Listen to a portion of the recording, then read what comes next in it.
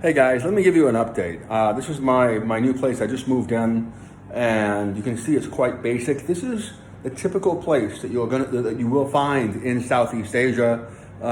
Simple bed, simple closet, but of all of the things possible, expensive TV, right? But check out the bathroom. No soundproofing at all. Basically an open window. Makes sense, right? Because before air conditioners, you had to have an open window, otherwise you would just roast inside. But I'm sure I hate these doors because I get a concussion every time I come in here, in the morning when I haven't had my coffee yet. Again, no sink, no kitchen, right? Just your basic stuff. This is a typical place. Oddly enough, there's a sink outside, and so I expect that's for washing your clothing. So this would be the typical apartment, and people think, well, you post all these nice videos on other platforms or whatnot that show you in five-star hotels. Yeah, but most of the time, if you're on a fixed budget, this is it. This is small fridge. This is actually a nice place because usually they won't give you the small fridge. But there's a funny story about how I got here. Is I was actually in a five-star hotel before this, which was about $35 or $30 US a night. And I'm in, I check in, and it's self check-in, so you have to go get your key from the mailbox. The problem is, I open the mailbox, and there's nothing there. There's junk mail that's been there for 6 months. Like, oh, whatever. I contact these guys online. Just go ahead and wait in the lobby. We'll be there. Well, when? Well, the translation apps are not pristine. So they're saying, well, I'm not counting the hours. Like, what does that mean? And when I first started traveling, I would have been pissed, right? But now I understand. Microsoft, it doesn't matter what tech company is doing the translations, they're all crap. Except for maybe even Spanish of all you would think, right? So now I'm a lot more patient, right? Because I really had when you first start traveling, you have a lot of faith in anything American, right? If you've only been in the United States. You start traveling, you start to realize very quickly that even $1 trillion company can't translate basic sentences properly. Right? Then you start to question a lot of other things. But anyway, and so I'm looking at it, oh no. Anyway, turns out it's going to be 5 hours, right? But it's cool. There's a lounge. I hang out in the lounge and I chill. But I'm starving. I haven't had any food the whole day. It's about 2 p.m. That's right around when I start to get hungry if I haven't had any coffee. So finally, we got all my stuff. This is a lot of stuff, that I've accumulated over the last month in Thailand. And so you start off with the one backpack. You start buying stuff. You have to throw away the old stuff that you brought with you. And so ultimately, I'm sitting outside. I've got, I had to order something to eat. I had an 8 o'clock appointment that night. So I had to, at a buffet, using an app that gave me 50% off. And if you're not on time, buffets that give you that deep of a discount put a time limit. So you only have usually an hour and a half, or sometimes an hour and 45 minutes, which is fine. But if you're too late, right, you only get half an hour. That happened to me before, and I was scarfing down every, Japanese sashimi I could find in 45 minutes. But anyway, so that was where I was before. Apparently I had a conversation. I like to talk to people. I had a conversation with somebody, and she was asking me, well, listen, are you here short term or whatnot? And I guess she just didn't like me because, she reported me. Now, I got a little suspicious when she started asking questions about my stay. Like, do you live here?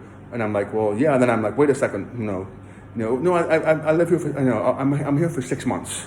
Right? Usually that's the minimum you're allowed to stay in Singapore. But I'm not in Singapore. I haven't looked at the laws in Thailand. And so even despite the fact that I told her that I'm here for 6 months and I lied, ultimately, apparently she reported me, and then, I get a message while I'm in a different city. So what had happened was I checked in, gone to a different city to go hiking, and I get like 7, 8 messages, but no voicemail, like whatever, spam. And then I get back and there's like somebody had added me on Instagram, and it was the unit owner saying, hey, give me a call back, check your messages online.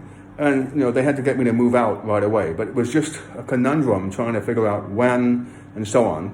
So ultimately, last night at 11 p.m., before a hike, and in the morning, not that early, I got up at 7 a.m., so it's not that early.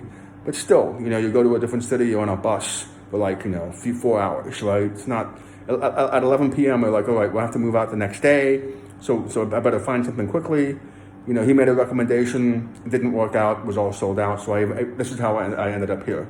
It was the only place I could find that was available for the next 5 nights. Luckily, he's like, you know what, I'll give you a full refund, and I haven't gotten it yet. These are the little stresses that happen. Even if you have somebody who is nice, like this particular host, you still stress out because if it's $35 a night is a lot of money for someone who is on a fixed income. And so you still kind of have these sort of stressors in the back, even though you're on quote unquote a holiday, a long-term holiday. So I picked this place and I'm like, all right, I can check in by 10 p.m. Well, I checked in at 9:55 p.m. And again, I've got to put all these things in. There's construction outside. That's the other thing, because it's not soundproof. You hear motorcycles going by. And so got to have earplugs if you're in Southeast Asia. You can hear one now. I think I hear something. So ultimately, the point is you got to be flexible. So I'm on the bus on the way back. I come over here. I had a hard time. The taxi driver and I finding this place. The number was not the number on the Agoda app. So anyway, this is what it's like to travel long term. The lesson is that you've got to be flexible.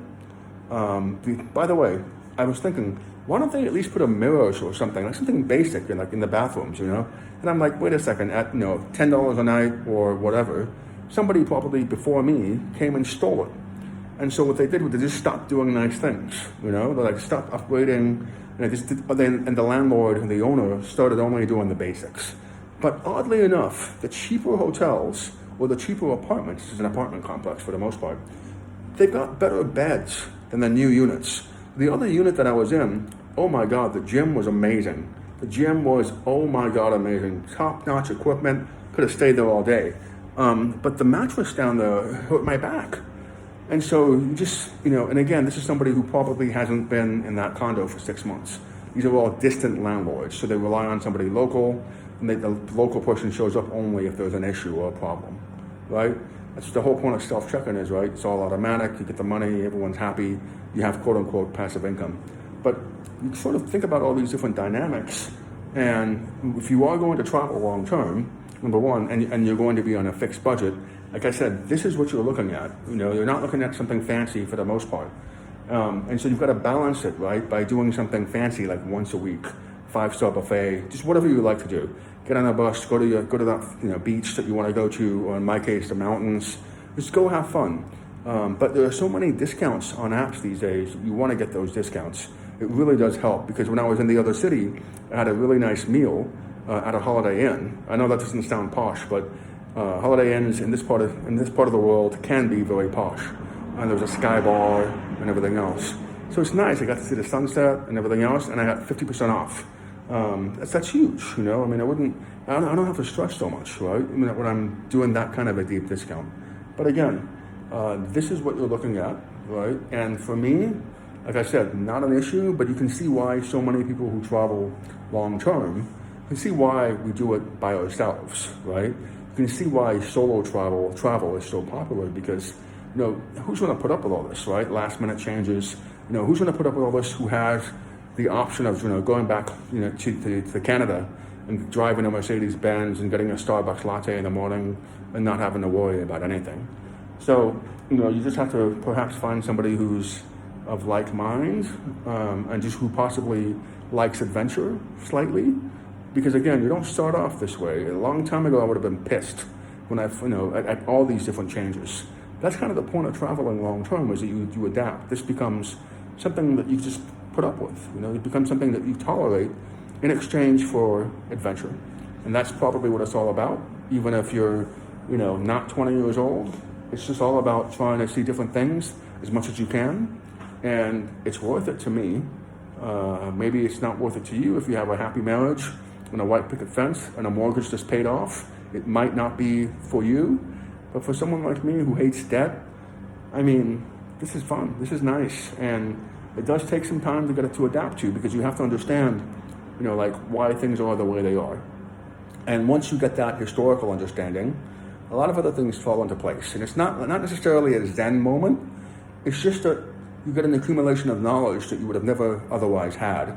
And that helps give you a sort of calm. Good night.